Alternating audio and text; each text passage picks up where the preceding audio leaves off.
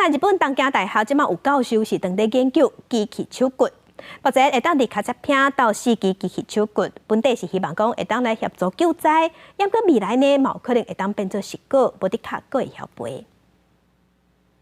舞者优美的舞蹈，卡车片的机器手骨也伫咧跳舞，显示因的灵活度。日本东京大学教授道见昌彦甲伊的团队讲，研发的灵感来自日本第一位诺贝尔文学奖得主川端康成的第一篇小说《片腕》，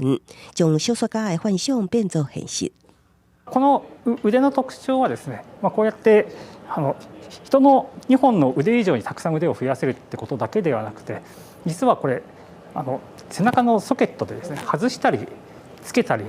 でさらに別の人に貸したりということもできるようになるんです。道见昌彦亲自示范自在机，原本的想法都是救灾，也是当人老啊，骹手无方便，会当用这个机器手骨替代。装4支机器手骨的重量大约14公斤，也会当甲人类的手指头啊同款摕物件。道见昌彦也讲，除了机器手骨，未来也会当透过插座改造其他装置，也是会发明出需要6支手骨的运动新形态的收水方式。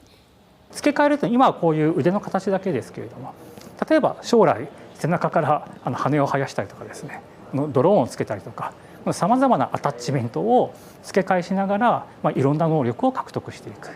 そういうようなこともできるんじゃないかなというふうに思っています。目前自在机只会当透过缩小版的手骨远端操控，团队也伫研究论文中指出，即卖发明还未找到会当同时控制坐机手骨的完美方法。